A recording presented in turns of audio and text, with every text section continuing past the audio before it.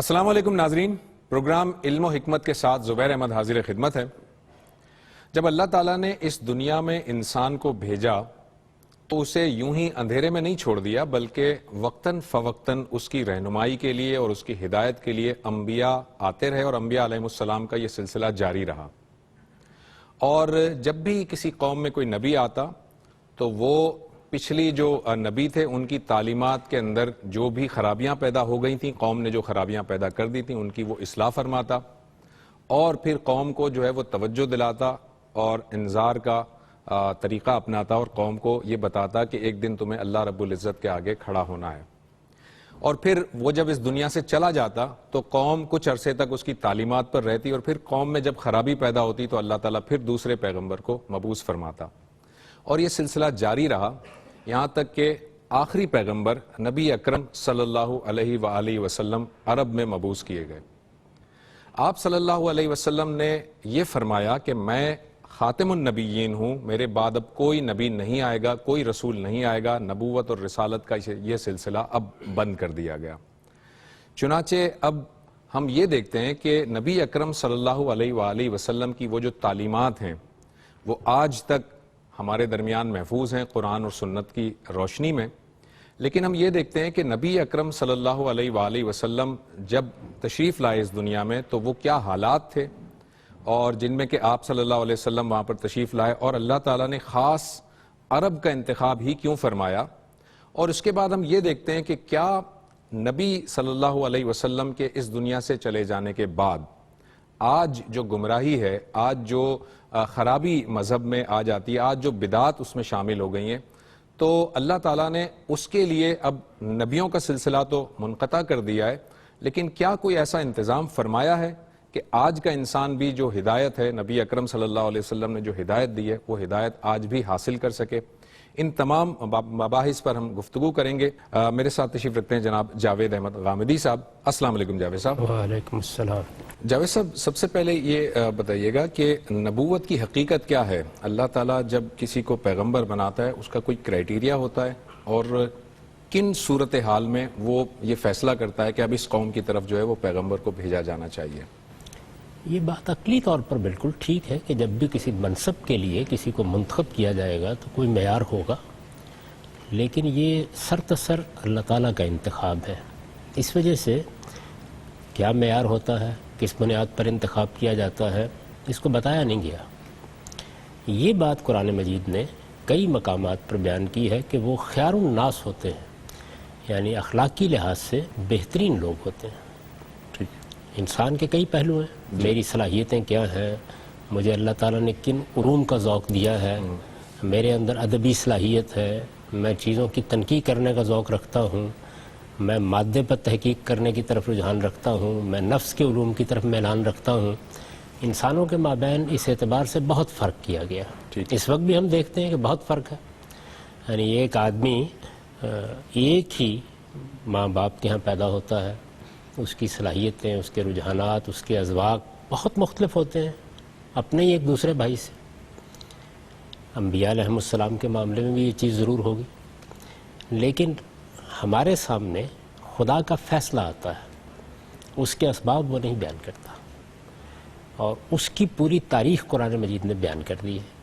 پہلی بات تو یہ بتائی گئی ہے کہ نبوت کا سلسلہ مؤخر نہیں ہوا، یعنی جیسے ہی اللہ تعالیٰ نے آدم و حوا کا انتخاب کر کے ان کو انسانیت کا شرف بخشا، یہ تو قرآن مجید نے بتا دیا ہے کہ ایک لمبا عرصہ ایسا گزرا ہے کہ جس میں انسان کے حیوانی وجود کو تسویے کے مراحل سے گزارا گیا، اور اس کے بعد پھر اس کو انسانی شخصیت دی گئی۔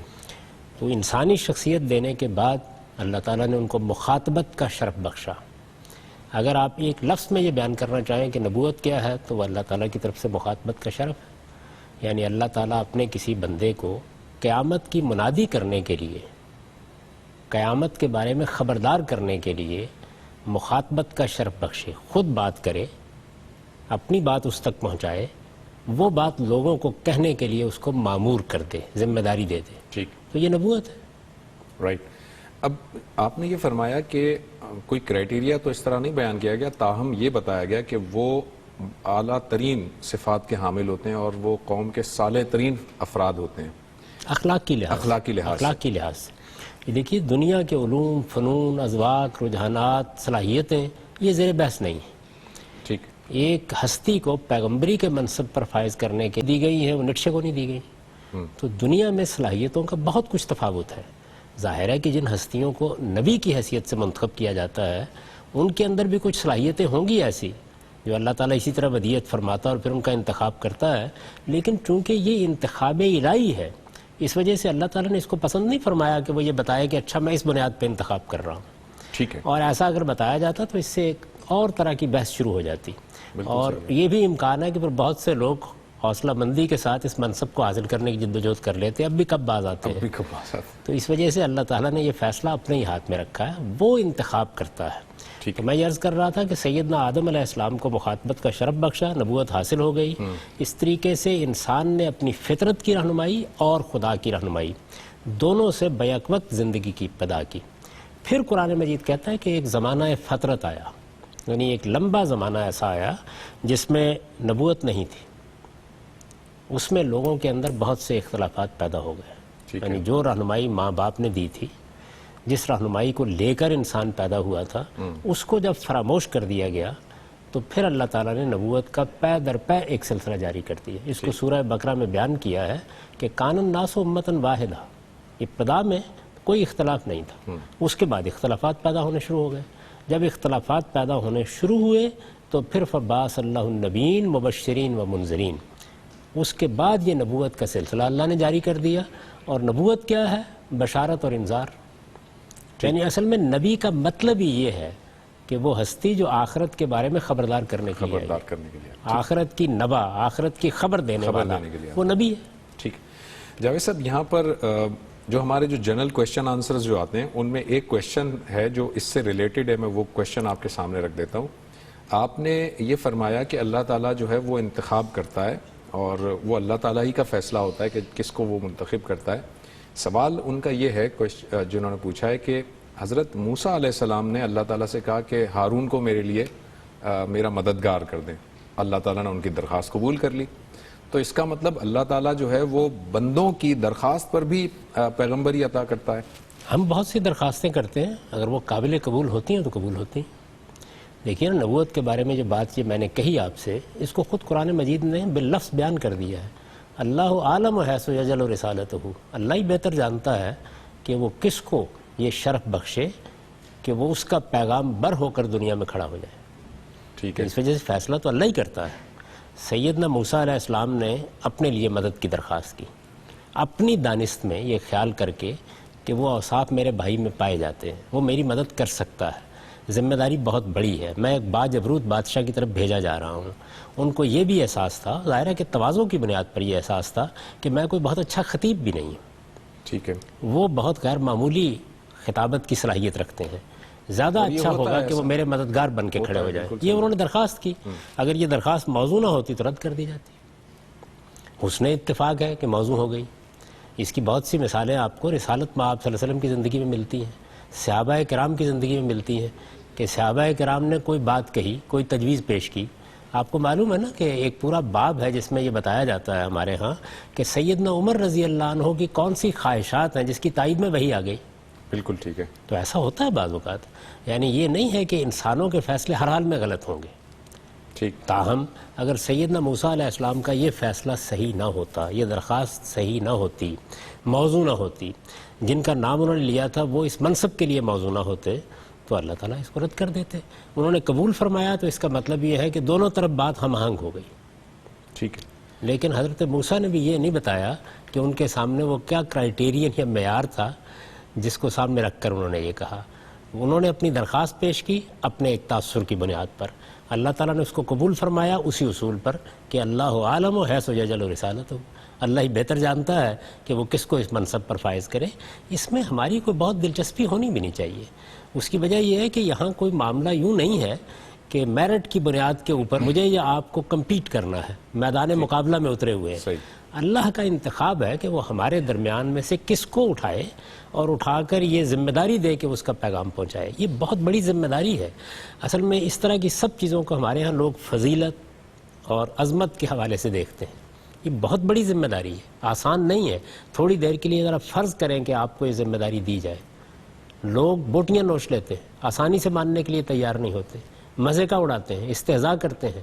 قرآن مجید میں آپ پڑھیے کہ قریش نے رسالت میں آپ صلی اللہ علیہ وسلم کے ساتھ کیا کیا ہے، اہل کتاب نے کیا کیا ہے، کس کس طریقے سے مذاق اڑایا جاتا ہے۔ سورہ یوسف کی آخری آیت کبھی آپ پڑھیں، اس میں کیا بیان کیا گیا ہے؟ اس میں یہ بیان کیا گیا ہے کہ کتنے پیغمبر ہیں کہ جن کا معاملہ یہ ہو گیا کہ ان کی قوموں کو یہ گمان ہونے لگا کہ یہ جو ہمیں کہتے ہیں کہ کل خدا کی مدد آ جائے گی، یہ جھوٹ بول رہے ہیں۔ حتیٰ اذا استیأس الرسل، پیغمبر بھی مایوسی کے مقام پر پہنچ گئے، تب پروردگار نے کہا کہ آ گئی میری مدد۔ تو یہ آسان کام نہیں ہے۔ لوگ خیال کرتے ہیں کہ ٹھیک ہے یہ بھی اسی طرح کا ایک منصب ہے جیسے مناصب ہمارے یہاں ہوتے ہیں۔ نہ سیاست اور قیادت تنہا منصب ہے، یہ بڑی ذمہ داری کی چیز ہے۔ نبوت تو اس سے کہیں بڑی چیز۔ جاوید صاحب، یہ آپ نے فرمایا، نبوت کی حقیقت بتاتے ہوئے آپ نے فرمایا کہ اللہ تعالیٰ مخاطبت کا یہ شرف عطا کرتا ہے۔ اب اس مخاطبت کا مطلب ظاہر ہے کہ وحی، آپ یہ فرما رہے ہیں، وحی کی کیا مختلف صورتیں ہیں یا وحی کی کوئی ایک خاص شکل ہے؟ یہ لفظ میں نے بہت سوچ سمجھ کے استعمال کیا، اس لیے کہ خود قرآن مجید نے سورہ شورا میں یہی بات کہی ہے۔ وہاں یہ موضوع بن گئی ہے کہ کیا اللہ تعالیٰ انسانوں کے ساتھ کلام کرے گا؟ تو فرمایا کہ ہاں میں کلام کرتا ہوں، اور اس کی میں 3 صورتیں اختیار کرتا ہوں۔ ٹھیک، یعنی میں براہ راست کلام کرتا ہوں، پردے کے پیچھے سے آواز آ رہی ہوتی ہے، میں اپنا فرشتہ بھیج دیتا ہوں، میں دل میں کوئی بات ڈال دیتا ہوں۔ تو یہ جتنی صورتیں بھی ہیں یہ قرآن مجید نے بیان کر دی ہیں۔ ان سب کو اگر آپ ایک لفظ میں بیان کریں تو وہ کلام اور مخاطبتی ہے۔ ٹھیک ہے، اس وجہ سے میں نے اپنی کتاب میں بھی یہ لکھا ہے کہ یہ خیال ٹھیک نہیں ہے کہ یہ کوئی الفاظ نہیں ہوتے جس کو پیغمبر لفظ دے دیتا ہے۔ قرآن مجید نے جو لفظ استعمال کیا ہے اس سے یہ معلوم ہوتا ہے کہ یہ جو کچھ بھی ہوتا ہے باللفظ ہوتا ہے، بالکل واضح طریقے پر، جیسے میں آپ گفتگو کرتے ہیں ایسے ہی ہوتا ہے۔ الفاظ کمیونیکیٹ ہو رہے ہوتے ہیں یہ کہ کلام کا اطلاق اس کے سوا کیا نہیں جا سکتا۔ ٹھیک، تو کلام کرتا ہے اللہ تعالیٰ، گفتگو کرتا ہے اللہ تعالیٰ، بات کرتا ہے، اسی کو ہم کہتے ہیں مخاطبت کا شرف عطا فرماتا ہے، ٹھیک ہے، یعنی گویا خطاب کرتا ہے۔ تو یہ کہا ہے نا سیدنا موسیٰ علیہ السلام کے بارے میں، کلم اللہ موسیٰ تکلیما، اور جو اس کی داستان بیان ہوئی ہے کہ وہ رات ہے، سردی ہے، اندھیرے میں جا رہے ہیں، اچانک ایک جگہ ٹھہرتے ہیں، ان کو خیال ہوتا ہے کہ شاید یہاں کہیں آگ جل رہی ہے، مجھے کوئی رہنمائی حاصل ہو جائے گی رستے کے بارے میں، ان کے اہل و عیال بھی ساتھ ہیں۔ اچانک آواز آتی ہے، یہ میں تمہارا پروردگار بات کر رہا ہوں۔ میں نے اسی پر لوگوں کو توجہ بھی دلائی ہے کہ قرآن مجید نے بڑی وضاحت کے ساتھ یہ خود بتا دیا ہے کہ نبوت کیسے ملتی ہے اور جس کو ملتی ہے اس کا رد عمل کیا ہوتا ہے۔ اس وجہ سے اس معاملے میں جو ہمارے ہاں لوگ داستان سرائی کرتے ہیں اس کی کوئی حقیقت نہیں۔ اچھا، یہ جو آپ نے فرمایا نبوت کے بارے میں، وحی بھی واضح کر دی۔ اب ہم دیکھتے ہیں 2 اصطلاحات استعمال ہوتی ہیں، ایک نبی کی اصطلاح استعمال ہوتی ہے اور ایک رسول کی اصطلاح استعمال ہوتی ہے۔ اس کے بارے میں بھی مختلف علماء کے مختلف اوپینین ہیں اور وہ ڈیفرینشیٹ کرتے ہیں ان دونوں اصطلاحات کے بارے میں۔ آپ اس کی ذرا وضاحت کر دیجیے گا۔ اس میں چند بنیادی باتیں سمجھ لینی چاہیے۔ ایک تو یہ کہ یہ 2 الگ الگ اصطلاحات ہیں، اس کو ایک مقام پر خود قرآن مجید نے واضح کر دیا۔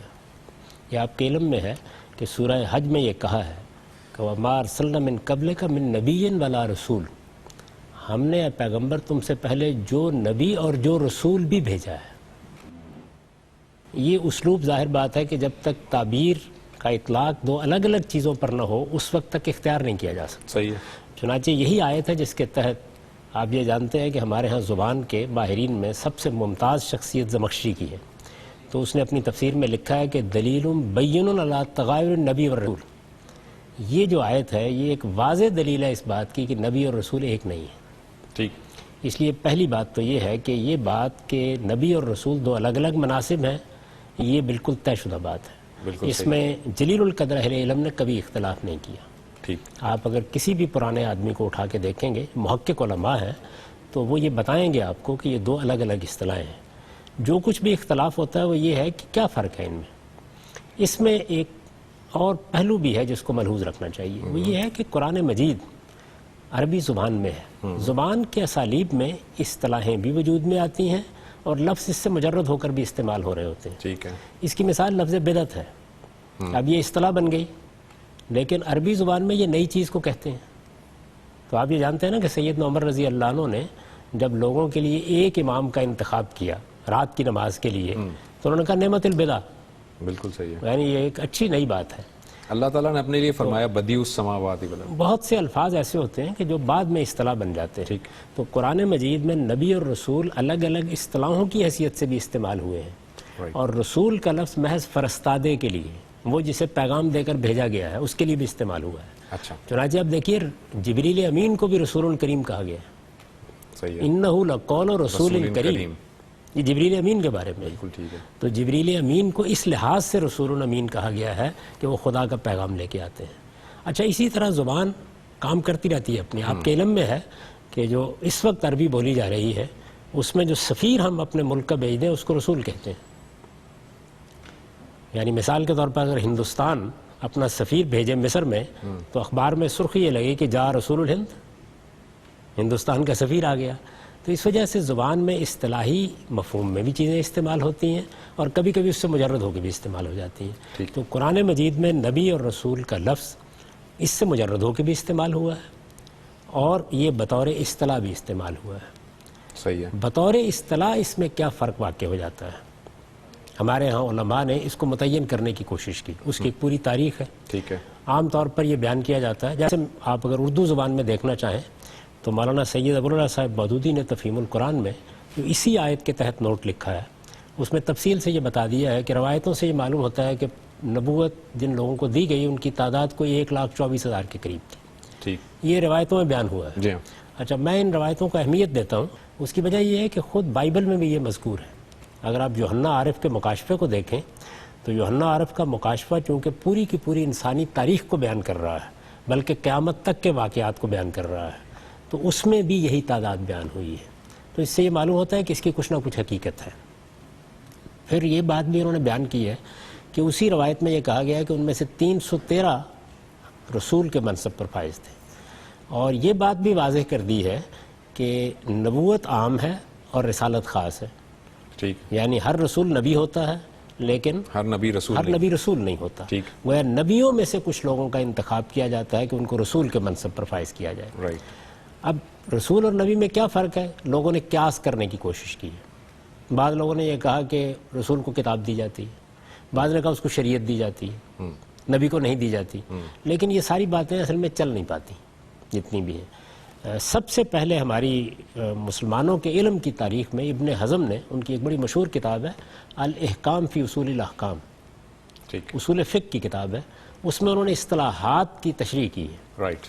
آپ جانتے ہیں نا کہ یہ ہسپانیہ کے بڑے علماء میں سے ہیں، تو انہوں نے اس کا فرق بالکل ٹھیک متعین کر کے بیان کر دیا کہ نبی اللہ سے مخاطبت پاتا ہے اور اللہ کا پیغام پہنچاتا ہے اور قیامت کے بارے میں خبردار کرتا ہے، اور رسول خدا کی حجت بن کے، عدالت بن کے زمین پر آتا ہے اور لوگوں کو پابند کر دیتا ہے کہ ان کو ماننا ہے. رائٹ. یعنی قبول و عہد ہی کے الفاظ استعمال کیے. میرے نزدیک یہ بات بالکل ٹھیک ہے، لیکن یہ بڑی اجمال میں رہی، متعین نہیں ہو سکی. سب سے پہلے اس کو بالکل متعین کر کے بیان کرنا شروع کیا ہے امام حمید الدین فراہی نے. ان کے ہاں بھی اس کا معاملہ اتنی تعین میں نہیں گیا کہ ہم یہ کہہ سکیں کہ اب جامع اور مانع ہو گیا ہے. لیکن پھر میرے جلیل القدر استاذ امین احسن اصلاحی نے اپنی تفسیر تدبر قرآن میں کم و بیش اس کو متعین کر دیا اور یہ بتا دیا ہے کہ رسول خدا کی عدالت بن کے آتا ہے، یعنی نبی خدا کا پیغام پہنچاتے ہیں. وہ ہو سکتا ہے کہ رد کر دیا جائے، ممکن ہے ان کو صلیب دے دی جائے، ممکن ہے ان کو قتل کر دیا جائے، ممکن ہے ان کو جلاوطن کر دیا جائے. چنانچہ بنی اسرائیل میں بہت سے نبی ہیں جن کے ساتھ یہی معاملہ ہوا ہے. یہ معلوم ہے کہ حضرت یحییٰ کا سر کاٹ کے ایک رقاصہ کی فرمائش پر اس کو پیش کر دیا گیا. یہ معلوم ہے کہ آموس نبی کو جلاوطن کر دیا گیا. آپ کے علم میں ہے کہ حزقیل ایک طویل عرصے تک قید رہے.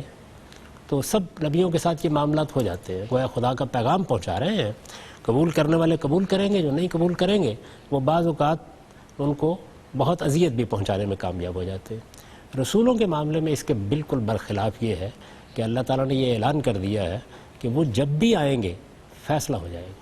چنانچہ سورہ یونس میں اس کو ایک قانون کے طور پر بیان کیا ہے. وَلِكُلِّ أُمَّةٍ رسول، ہر قوم کی طرف میں نے ایک رسول بھیجا، فَإِذَا جَاءَ رَسُولُهُمْ قُضِيَ بَيْنَهُمْ بِالْقِسْطِ وَهُمْ لَا يُظْلَمُونَ، پھر جب میرا رسول آ جاتا ہے تو پھر انصاف کے ساتھ اسی زمین پر فیصلہ کر دیا جاتا ہے اور کسی کے ساتھ ادنا درجے میں بھی کوئی ظلم نہیں ہوتا۔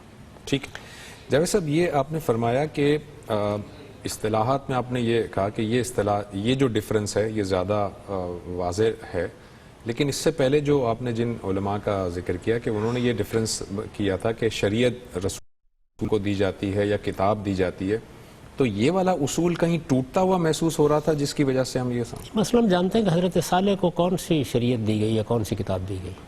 ہو سکتا ہے وہ ہمیں معلوم نہ ہو، تاریخ میں پتہ نہ ہو۔ جب ہو سکتا ہے تو پھر قانون بھی نہیں بنا سکتے۔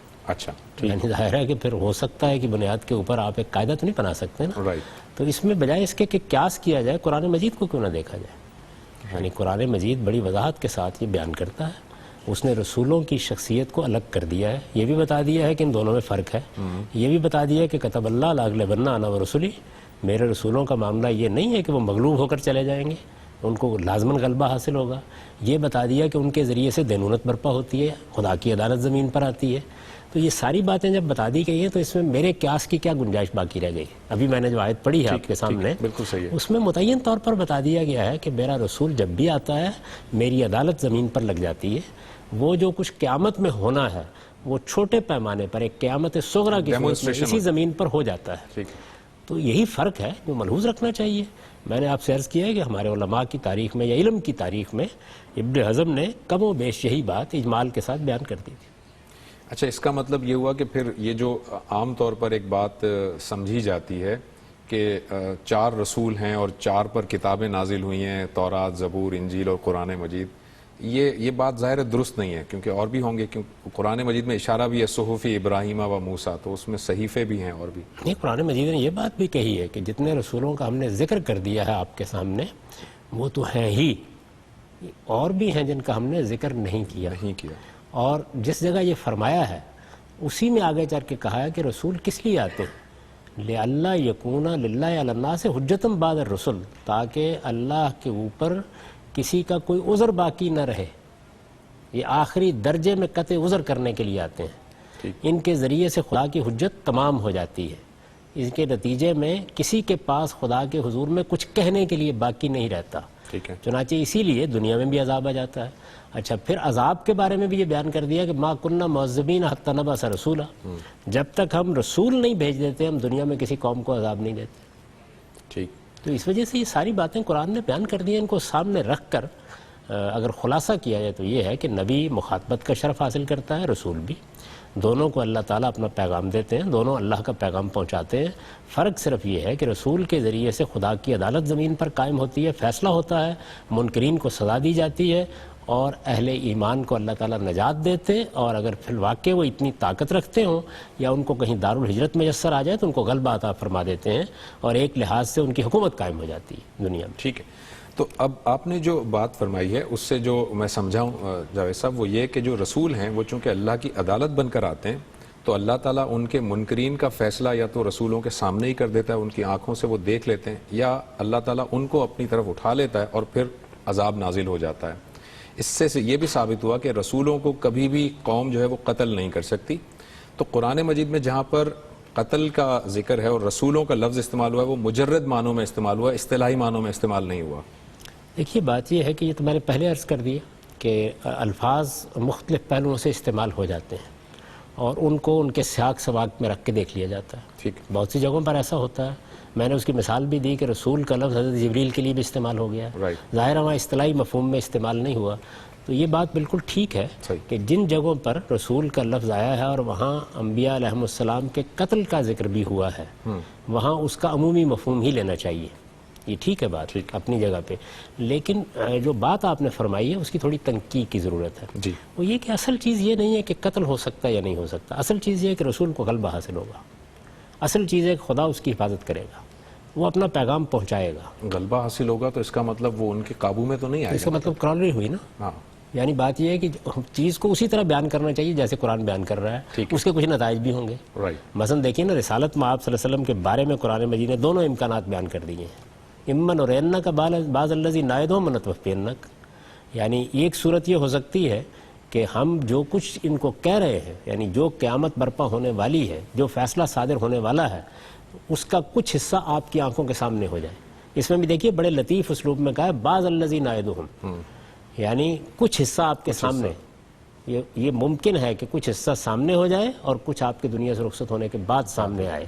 اور دوسرا پہلو کیا بیان کیا ہے؟ اور نتوفینک، یعنی یہ کہ ہم آپ کو وفات دیں گے اور اس کے بعد ان سے نمٹیں گے.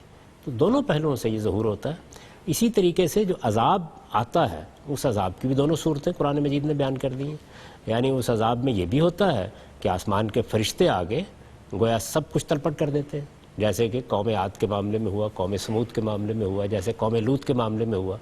صاف محسوس ہوتا ہے ان کی داستان جب ہم پڑھتے ہیں کہ ان پر ایمان لانے والے لوگوں کی تعداد ہی بہت کم ہے، یعنی 2 4 5 لوگ ہیں. اللہ تعالیٰ کا اصول یہ ہے کہ لا یکلف اللہ نفسا الا وسعہا. اللہ تعالیٰ اپنی شریعت کی، اپنے حکم کی ذمہ داری لوگوں کی استطاعت سے بڑھ کر ان پر نہیں ڈالتا. تو یہ نہیں ہو سکتا کہ 3 4 لوگوں سے کہا جائے کہ اب تمہارے ہاتھوں سے سزا دی جائے گی. لیکن اگر معتدب تعداد میں ایمان لانے والے ہیں، ان کو کوئی دارالہجرت بھی میسر آ گیا ہے جہاں وہ اپنی حکومت قائم کر سکتے ہیں، تو پھر فرمایا کہ یعذبہم اللہ بایدیکم. اب یہاں جو یعذبہم اللہ بایدیکم کے الفاظ استعمال کیے ہیں تو گویا رسول پر ایمان لانے والے ہیں جن کے ذریعے سے عذاب آنا ہے. ٹھیک ہے، بالکل. یعنی رسالت مآب صلی اللہ علیہ وسلم کے صحابہ کرام کو براہ راست قرآن نے یہ ذمہ داری دی ہے کہ جن لوگوں پر خدا کی حجت تمام ہو جائے گی ان پر عذاب کا تعزیہ تمہیں برسانا ہے، صرف رسول کو نہیں کہا. ٹھیک ہے. یہ صحابہ کرام کی وہ خصوصی حیثیت ہے جو پوری دنیا کے انسانوں سے ان کو ممتاز کرتی. رائٹ. جاوید صاحب، ابھی آپ نے ایک آیت کا حوالہ دیا تھا. آپ نے فرمایا کہ اللہ تعالیٰ کہتے ہیں کہ ہم نے مختلف قوموں میں رسول بھیجے اور جب رسول وہاں پر آتے تھے تو اس قوموں کا فیصلہ کر دیا جاتا تھا، انصاف کے ساتھ فیصلہ کر دیا جاتا تھا. اور وہ آیت ختم ہوئی ہے وَهُمْ لَا يُظْلَمُونَ پر، کہ کسی کے ساتھ ظلم نہیں ہوتا تھا. لیکن ہم یہ دیکھتے ہیں کہ رسول کے جو نہ ماننے والے ہیں، جو منکرین ہیں، ان پر جب عذاب آتا ہے تو اس عذاب میں بچوں پر بھی عذاب آ جاتا ہے. بچے تو منکرین نہیں ہیں، تو یہ جو وَهُمْ لَا يُظْلَمُونَ کے خلاف نہیں بات ہو رہی ہے؟ دیکھیے بات یہ ہے کہ جو لوگ مکلف ہوتے ہیں، ظلم اور عدم ظلم کا سوال ہی ان پر پیدا ہوتا ہے. یعنی میں مکلف ہوں، شعور رکھتا ہوں، میں نے ایک بات اپنائی ہے یا میں نے ایک بات چھوڑی ہے، باقی رہ گئی موت. تو موت کے بارے میں خدا کا قاعدہ یہ ہے نہیں. وہ بچوں پر بھی آتی ہے، بوڑھوں پر بھی آتی ہے. وہ ابھی ماں کے بطن میں بچہ ہوتا ہے تب بھی آ جاتی ہے. وہ تو موت پھر وہ منکرین پر بھی موت ہی کی طرح آپ اسے ٹریٹ کریں، اسے آپ عذاب کہہ رہے ہیں. بچوں کے معاملے میں وہ موت ہی ہوتی ہے، اس لیے کہ اس میں عذاب ہونے کی کوئی وجہ نہیں ہے اور یہ بالکل ٹھیک ہوتا ہے. اس کی وجہ یہ ہے کہ آپ بچوں کو الگ رکھ کے کیا پھر ان کے بعد ایک یتیم خانہ قائم کریں گے؟ تو خدا جو دنیا کے اندر معاملات کر رہا ہے وہ بچوں کے ساتھ تو سب کے ساتھ ہو ہی جاتا ہے. یعنی جس طریقے سے زلزلہ آتا ہے، طوفان آتا ہے، اس میں بچے الگ تو نہیں کیے جاتے نا. آپ کے بچے الگ نہیں کیے، لیکن زلزلہ اور طوفان عذاب نہیں ہے، وہ تو ایک آزمائش ہے. آزمائش اور عذاب میں تو فرق ہے. یہی میں نے سمجھانے کی کوشش کی ہے کہ عذاب اسی پر ہوگا کہ جو اس کا مکلف ہے. باقی یہ جو تباً بچے بھی اس کے ساتھ جاتے ہیں وہ کسی عذاب کا نشانہ نہیں بنے. ان کے اوپر موت آ گئی جس طریقے سے آپ نیچرل ڈیساسٹرز میں موت آتی ہے. یعنی ایک حادثہ ہوا ہے، اس حادثے میں ہدف بنایا گیا ایک قوم کو. یہ وہ چیز ہے جس کو آپ بیان کرتے ہیں جنگ کی اصطلاح میں کولیٹرل ڈیمیج ہو گیا، یعنی کچھ مجرموں کو سزا دینے کے جنگ میں بھی ہم اپنے مخالف سے جب لڑتے ہیں تو ان کے بچوں پر تو نہیں حملہ کرتے، لیکن اس کے باوجود بچے مرتے ہیں. اس کے باوجود مر جاتے ہیں، وہ تو ٹھیک ہے. ایسے ہی ہم بھی ہوتا ہے، انٹینشنلی نہیں مارتے نا انہیں. ایسا وہاں بھی یہی ہوتا ہے. یعنی اصل میں ہدف وہ لوگ ہوتے ہیں جو منکرین ہیں، ان کو ختم کرنا مقصود ہوتا ہے. اس کے ساتھ چونکہ بچے ان کی آغوش میں ہوتے ہیں ان کو الگ نہیں کیا جا سکتا. یہ بالکل ایسے ہی ہے جس طرح جنگ میں آپ نہیں کر سکتے. اگر مجرم مثال کے طور پر ایک بستی میں چھپے ہوئے ہیں یا آپ کے خلاف جو مقاتلین ہیں، کمبیٹنٹس ہیں، انہوں نے کہیں پناہ لی ہوئی ہے تو آپ وار نہیں کریں گے نا. وارن کیا جاتا ہے وہاں پہ. آپ یہ دیکھیے کہ ہر لحاظ سے وارننگ دی جاتی ہے. قرآن مجید نے 4 مہینے کی مہلت دی، پھر یہ کہا کہ اس کے بعد مزید مہلت ہے، پھر یہ کہا اعلان کرنے میں ہم 1.25 سال مزید لیں گے. یہ سارے مراحل سے گزرنے کے بعد پھر عذاب کا تازیانہ برستا ہے. ان کے والدین نے یہ فیصلہ کرنا ہے. وہ بچوں کو الگ کرنا چاہتے ہیں، کر دے نہیں آئے گا عذاب ان کے اوپر. تو اس وجہ سے جو قانون دنیا کے اندر ہے یہ کیسے ہو سکتا ہے کہ بچوں کو الگ کر دیا جائے؟ والدین کی آغوش سے نکال لیں گے ان کو. اللہ تعالیٰ قادر مطلق ہے، اللہ تعالیٰ چاہتا تو بچوں کو بھی فلٹر کر مثلا لیتا. آپ تجویز فرمائیں کیا کرتا؟ میں تو نہیں کہہ سکتا، میں تو یہ ایک جنرل پھر بات وہی کر رہا ہوں. اصول ہوگا کہ آپ نے جن کو ہدف بنایا ہے وہ مجرم ہیں، تو تو دنیا میں جو طریقہ اختیار کیا جاتا ہے وہی طریقہ اختیار کیا جائے گا. مجرمین پر عذاب آئے گا, باقی لوگ اس کا ہدف بنیں گے بالکل اسی طریقے سے جس طریقے سے ہمارے ہاں جنگوں میں ہوتا ہے, بن جاتے ہیں, وہ ہدف بن گئے. اب یہ کوئی انوکھا معاملہ ہوا ہے نہیں, موت آنی تھی, بچوں کو موت آ گئی. ٹھیک ہے. نبی اکرم صلی اللہ علیہ وسلم جو ہیں وہ خاتم النبیین بنا کر بھیجے گئے. آپ کے ایک تو یہ بتائیے گا خاتم النبیین میں جو لفظ خاتم ہے اس پر بھی بڑی بحث ہے, ذرا اس کی وضاحت پہلے کر دیجیے گا, اس کے بعد اگلا سوال میں پوچھ رہا ہوں. خاتم کیا ہے, اس کا مطلب کیا ہے؟ خاتم کا مطلب مہر, بالکل اس معنی میں ہے جس معنی میں آپ سیل کا لفظ بولتے ہیں. ٹھیک. تو یہ سیل آف دی پروفٹس انگریزی زبان میں جب آپ کہتے ہیں نبیوں کی مہر, رائٹ. وہ سیل کا مطلب کیا ہوتا ہے؟ یعنی کسی چیز کو جب آپ بند کرتے ہیں تو آپ کہتے ہیں کہ ہم نے اس کو مہر بند کر دیا, اس کو سیل کر دیا. صحیح. تو یہ بڑا خوبصورت لفظ استعمال کیا, کیونکہ اگر اس کے سوا کوئی اور لفظ استعمال کیا جاتا تو تعویل ہو جاتی. ٹھیک اس ہے. کی تعویل ممکن نہیں ہے. وہ خاتم النبیین ہے, یعنی نبیوں کی مہر ہیں, سیل آف دی پروفٹس ہیں, وہ نبوت کے سلسلے کے اوپر مہر لگا کے اس کو ہمیشہ کے لیے بند کر دیا گیا ہے. آپ نے فرمایا اس کی تعویل نہیں ہو سکتی, اس میں یہ بھی کہا جاتا ہے کہ یہ سیل جو ہے وہ کسی چیز کی تصدیق کرنے کے لیے بھی استعمال ہوتی ہے, سرٹیفائی کرنے کے لیے بھی. عربی زبان میں تو استعمال نہیں ہوتی, لیکن فرض کر لیجئے کہ کوئی آدمی یہ کہتا ہے تو پھر ہم اس کے جواب میں یہ کہیں گے کہ وہ سرٹیفیکیشن جو آپ کہہ رہے ہیں جی. وہ پھر آنے والے کے حق میں ہونی چاہیے آپ کے پاس, جو کہ نہیں ہے. جو نہیں ہے تو نتیجہ تو ایک ہی نکلے گا. لیکن عربی زبان میں جب یہ تعبیر اس طرح اختیار کی جاتی ہے تو یہ سیل کے معنی میں ہوتی ہے. ٹھیک ہے. اچھا جاوید صاحب یہ بتائیے گا کہ اب اس دنیا میں اب نبی اکرم صلی اللہ علیہ وآلہ وسلم کے بعد نہ کوئی نبوت کا سلسلہ ہے نہ کوئی رسالت کا سلسلہ ہے, لیکن دنیا میں اب یہ 1400-1500 سال جب گزر گئے تو بہت ساری اور بھی بدعات مذہب میں شامل ہو گئیں, دین میں شامل ہو گئیں. کیا آج اس بات کی ضرورت نہیں تھی کہ نبیوں کا سلسلہ جاری رہتا اور نبی جو ہے وہ آتے اور وقتاً فوقتاً متنبع کرتے, توجہ دلاتے؟ اس کی یعنی جو حکمت ہے اللہ تعالیٰ کی وہ کیا ہے کہ نبوت کا سلسلہ ختم کر دیا؟ نبی تو انذار اور بشارت کے لیے آتے ہیں. رسالت میں آپ صلی اللہ علیہ وسلم کے بعد یہ ممکن ہو گیا کہ خدا کی کتاب بالکل محفوظ رہے. ظاہر ہے کہ دنیا کے اندر بہت سی تبدیلیاں اور تغیرات آئے ہیں. دنیا پری ہسٹورک ایج سے, قبل تاریخ کے زمانے سے زمانہ تاریخ میں داخل ہوئی ہے. آپ کے علم میں ہے کہ یہ واقعہ کب ہوا ہے؟ یہ سیدنا مسیح علیہ السلام کے بعد ہوا ہے. رسالت میں آپ صلی اللہ علیہ وسلم تاریخ کی روشنی میں کھڑے ہیں. قرآن مجید کی حفاظت ممکن ہو گئی ہے, یعنی ایک جم غفیر ہے جو آپ پر ایمان لایا ہے. اس زمانے کے حالات کے لحاظ سے اگر 10-20 لوگ ایمان لاتے تو قرآن مجید کی حفاظت ممکن نہیں تھی. یعنی دنیا میں اللہ تعالیٰ اسباب کے دائرے میں کام کرتے ہیں, ظاہر ہے. یہ سارے پہلو واقع ہو گئے اور قرآن مجید محفوظ ہو گیا تو خدا کی ہدایت محفوظ ہو گئی. ہمارے پاس خدا کی ہدایت آخری شکل میں موجود ہے. قرآن مجید نے ہدایت کے معاملے میں معیار بنایا ہی ہمیشہ کتاب کو ہے. چنانچہ دیکھیے وہی آیت جس کا میں نے ابھی حوالہ دیا تھا, اس میں یہ کہا ہے کہ نبی کس لیے آتے ہیں؟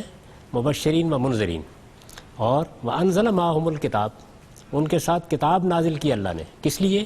لِيَحْكُمَ بَيْنَ النَّاسِ فِي مَا اخْتَلَفُوا فِيهِ, تاکہ وہ اختلافات کا فیصلہ کر دے.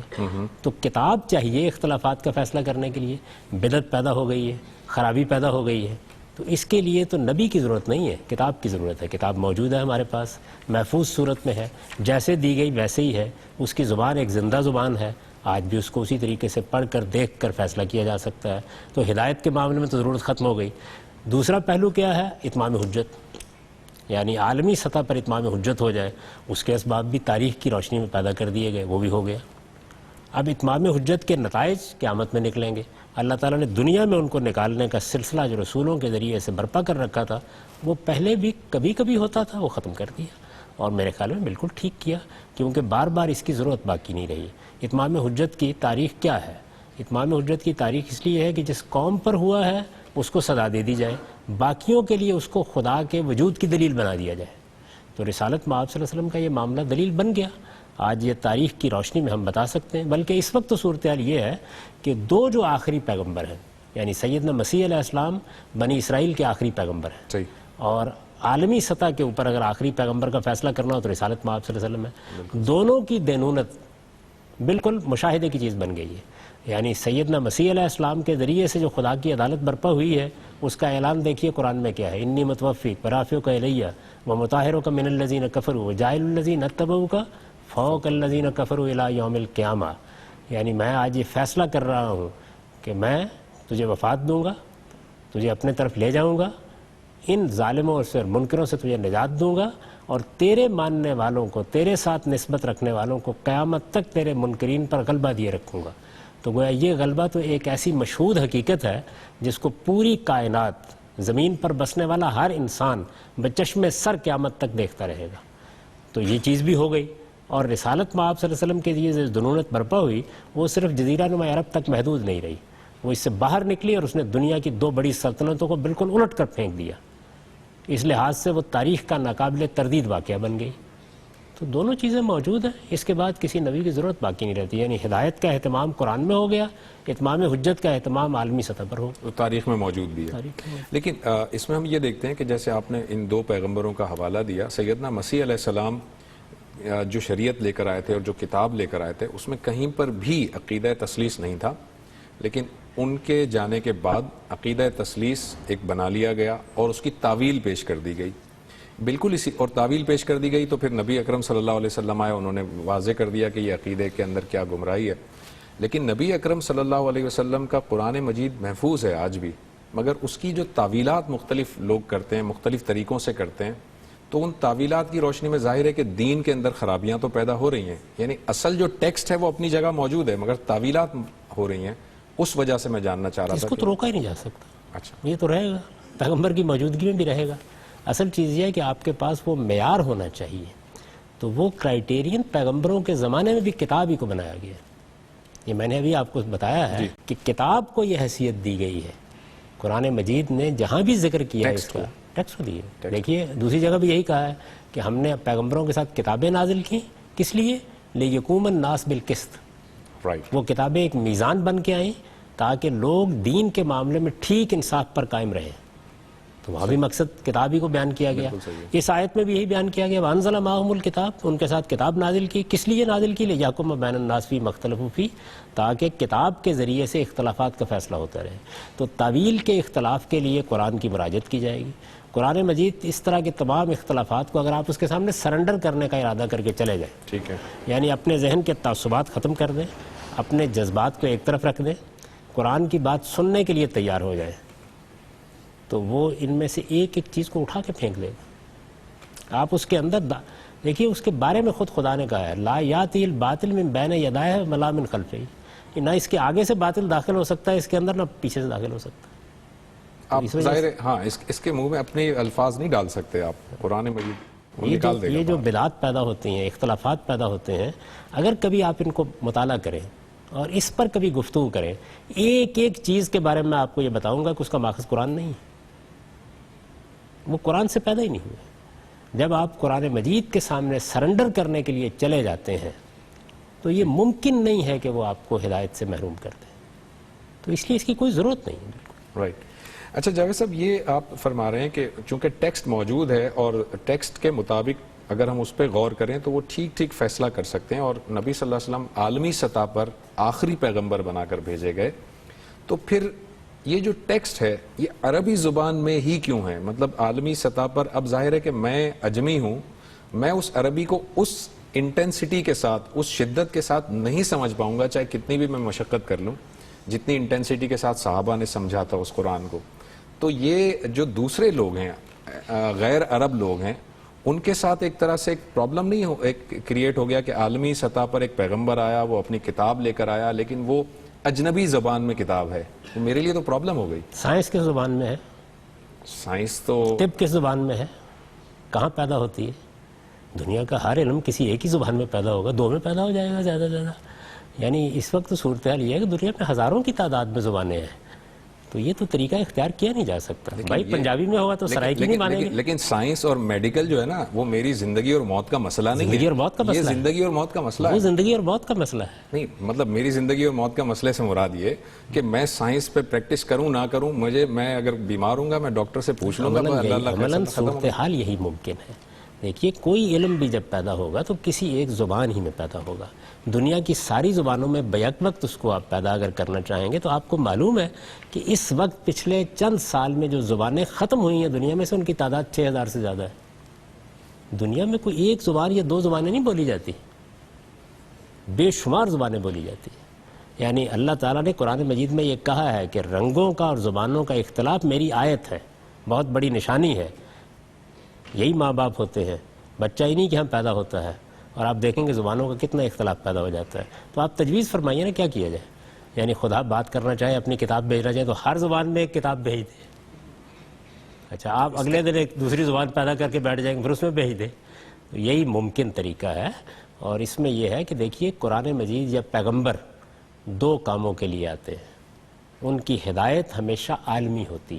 وہ حضرت مسیح کی بھی عالمی تھی، وہ حضرت موسیٰ کی بھی عالمی تھی، وہ حضرت داؤد کی بھی عالمی تھی، وہ حضرت نوح کی بھی عالمی تھی. ان کی ہدایت عالمی ہوتی ہے. ہدایت کیا ہے؟